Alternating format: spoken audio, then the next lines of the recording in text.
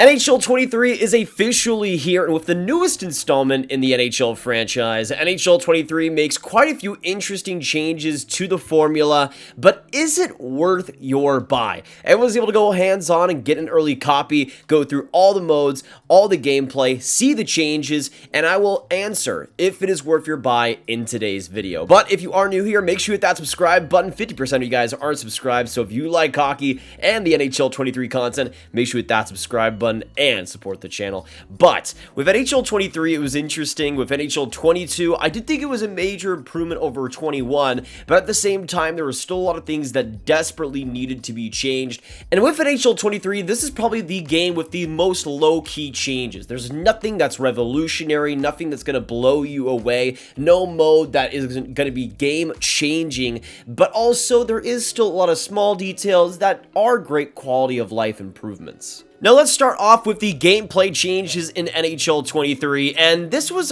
an aspect to me where I wanted to see a lot of improvement. With NHL 22, there were an abundance of glitches, there was an abundance of sloppiness, it felt like, and I felt like there was a lot of things they could have changed in NHL 23, and there are a few things here and there. The main thing that EA was advertising was the last chance puck movement, where a player will scramble for a puck or pass it on their belly, basically, and it's a really interesting animation that I've played quite a few games already and seen almost every single time I played it. It is something that you can really get a hang of pretty quickly too, and it is a welcome change, especially when you compare before in NHL 21, where the animations were way too clunky for players sliding down, getting knocked off pucks. This allows for a lot more creativity, a lot more options in the offensive zone, and I think is a welcome change for sure. Now, they also did tout some enhanced goalie AI, and I definitely did see a lot more of it through the games I played. Nothing absolutely amazing, and I don't think goalies are completely fixed, for instance, but I do feel like goalies were way smarter, especially in cross-crease chances, especially with pucks right in front of the net. That was something that I felt was a major problem, was goalies getting way too aggressive or out of position. It felt like for goalies, they were a lot more smart, a lot more consistent with their positioning, and I felt that just added a lot more realism to the offensive flow. And of course, in terms of new deeks, you have the Trevor Zegras pass, which I wasn't able to complete in any of my games. I tried a couple of times, but at the same time, it is something that will bring a lot more flair. And of course, when your player is behind the net, now you'll have an extra option to bring some offense there, which I think is an added improvement. It feels like whenever you're behind the net, your options are way too limited, especially with how the AI is offensively. So I feel like adding that, especially with online play, is going to make things really interesting. Now, for one last gameplay improvement, there is a lot of changes to the systems you can deploy with your team. You can go into menus and change a lot of things, especially with power play formats and different penalty kill formats too. You can go for the wedge, you can go for a 1-3-1 power play. A lot more options added to the game, which especially if you're playing one player or want to go in a full franchise mode and fully customize every part of your team's loadout, I think that is something that's going to come in handy a lot. But besides that, the gameplay pretty much feels exactly like NHL 22, which in some ways is good, in some ways is not. It's a little bit clunky, it's a little bit slow, and there are times where things can kind of slow to a halt. But at the same time, I do think with NHL 22's gameplay, there was a lot of balance there still, and it still was a solid improvement over what we saw in NHL 21. But if you're looking for sweeping, groundbreaking, realism improvements to NHL 23, you're still going to be pretty disappointed. There are still times where animations can look awful, there can still be glitches, there can still be little moments where things just do not work, and that is going to come obviously with these games. But at the same time, it isn't going to be something where you need to get this game for gameplay improvements, because really there's not that much compared to NHL 22 that you're going to be missing out on. Now going on to the graphics and presentation, and obviously with NHL 22, one of the biggest draws was the Frostbite engine and how it improved the graphical fidelity of the series. And this year, I mean, they aren't even really trying to hide it. There was not that much, if any, real graphical improvements. It felt like, I mean, the lighting is a little bit improved. I also feel like they improved a little bit the skates and how the ice is adapting as the period goes by. But at the same time, if you're looking for sweeping graphical changes like NHL 22 brought, especially in the presentation, you're not going to be really seeing too much. The presentation is almost the exact same. There is something a little bit different during the game. You'll see this kind of leaderboard graphic, which I think is really interesting, and especially in franchise mode is going to be really fun, especially as you're going through each game and racking up points and seeing which guys are doing as well as possible. I think it adds a little extra element, but I also thought this aspect was pretty clunky too, because there were times where I would score a goal and immediately the graphic would show a leaderboard of the other team and like the leaderboard for hits or the points they have, which didn't make any sense whatsoever to me. So even though I think it is a nice addition to the presentation, it still can be really buggy, and that's majorly disappointing. Now, there are still some other presentation improvements. For one, the Stanley Cup champion presentation has been completely overhauled, which is something that feels like we've been talking about and asking for years. That has finally happened. A new presentation has come to NHL 23, also with the ability, and this is really cool in my opinion, to be able to select who you want to give the cup to next and have the cup receiving order. That to me is something that is absolutely huge, and something that in prior games you'd see your captain get the cup first and then like your backup goaltender or something get it second at some points. It felt really awkward and really unrealistic. Now you'll have the opportunity to give another veteran, I guess, the second choice in a cup celebration, really create your own storylines a lot more efficiently and just make the cup celebration way more realistic, which for franchise mode is a necessity. But now going on from the gameplay and graphics on to the modes at hand here, and this is probably the most disappointing aspect of NHL 23 to me, because as much as the subtle differences to the presentation and gameplay are nice,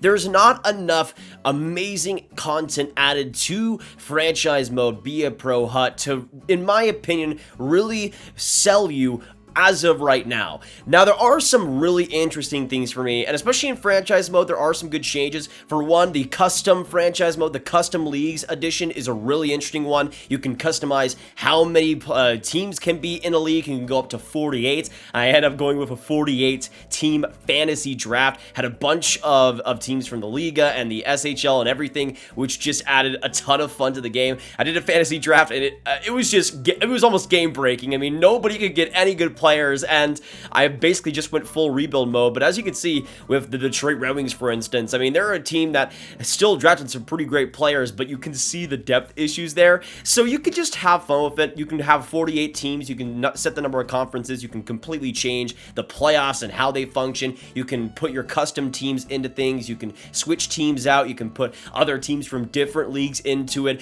You can have the teams with custom rosters as well added onto it. And to me, there's just a lot of customizable and interesting aspects, especially of course with roster sharing being in there day one. To me, there's going to be a lot of options for franchise mode to be able to set up your completely wacky and wild leagues, and to me, I think especially in the first couple months of the game will be a very fun thing to play around with. But unless you count roster sharing being here on day one as opposed to last year where you had to wait a couple of months, there is no other changes really to franchise mode besides of course that cup celebration, which is definitely a welcome change to have.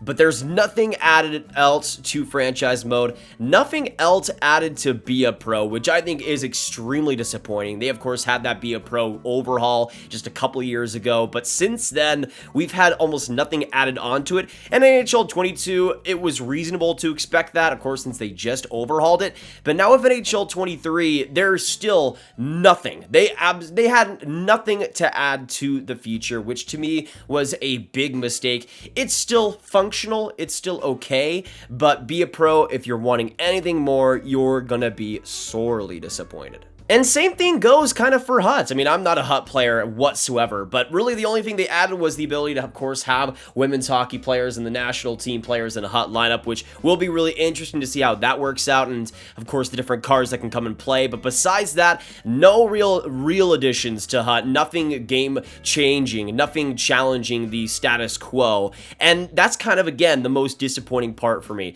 The game modes have really not been overhauled whatsoever, especially since NHL 21 21. I think Beer Pro was really the last one where we got major changes to any one certain mode. And of course, with NHL 22, a lot of it was the presentation and the graphics overhaul, and even the gameplay overhaul that we did see. But with NHL 23, although there's a lot of subtle differences and some improvements still to the game modes, there's just nothing that really keeps me coming back and needing to play this over NHL 22. And to me, that is still the biggest disappointment. Another disappointment for me also comes in with the potential crossplay. And this was, of course, another thing that was promoted a lot that I just think is getting a little bit mishandled. For one, the crossplay won't be here for a couple of months. So just like roster sharing last year, it won't be a day one feature, which I think is a huge mistake, but it's also not cross-generation. So PS4 players can only play with Xbox One players, and of course, PS5 players can only play with the newest generation of Xbox players. So you're not going to get PS4 with PS5 players playing together, which I think,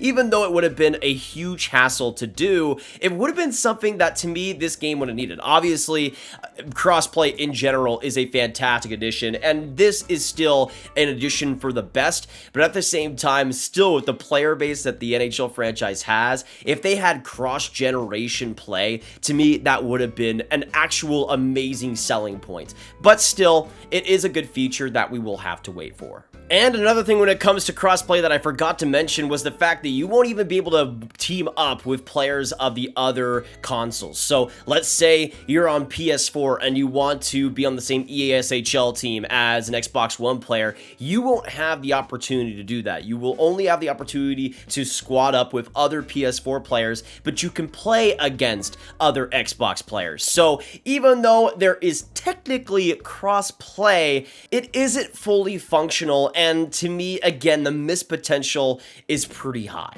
Now, I've made a chart for you guys that will help you understand, at least in my opinion, how much NHL 23 might be worth it to you. We're going to go over the last 5 NHL games to see if it would be worth it for you to upgrade, get NHL 23, and how early it would be as well that you should upgrade on top of things. Now, as you can see, we got NHL 22, NHL 21, NHL 20, NHL 19, and NHL 18, the last 5 years before this of NHL games. And going through the list, we're going to start out with NHL 22, and to me, if you bought NHL 22, unless you absolutely need to play with your friends day one, I would personally not recommend NHL 23 until at least Christmas, where you can maybe get it as a gift or something, or a major price drop. Obviously, these games, especially after the New Year's, start to drop down in price, and to me, if you got an NHL 22, especially if you are an offline player, and especially with the roster sharing involved in NHL 22, I would not recommend NHL 23 until a major price drop happens. And even at that point, I still think, especially if you're like a franchise mode player, I don't think there's anything that is necessarily needed. And to me, I think you could completely skip out on this release if you needed to. As for NHL 21, if that was your last NHL game, I think by Christmas, and especially once crossplay is added in November, I think it could be worth it to you at that point. Again, if you get it to as a gift, and especially when that major price drop happens and it gets maybe $20 less, maybe $30 less, I mean, that's absolutely worth it to you at that point. And even if you're getting it through maybe, of course, Xbox Game Pass, perhaps, if that ends up happening, I could absolutely see it being worth it for you. Once that major price drop happens, you of course have the additions of roster sharing and the graphics improvements, the presentation, as well as the subtle tweaks to every single mode. At that point, I think it would be worth it. But that's also still if you're planning to play online. If you're going still offline, I think there are still a lot of things you don't really need necessarily, but I think the roster sharing, especially if you're playing franchise, is a much needed change. As for people with NHL 20, to me, I think it's borderline if it's worth it right now. To me, if I was an NHL 20 player and that was the last game I got, I would get it in November when crossplay drops, especially if you're planning to play with friends and go on EASHL, even HUT. I think there's going to be a lot of players still by that time, and especially once crossplay hits, there's going to be a lot of new people entering the phase. But of course, you got a lot of changes to the offline modes, as well as the gameplay improvements and the roster sharing and everything. If you got an NHL 20, I would wait until at least November, until maybe that price drop happens, but especially once crossplay hits.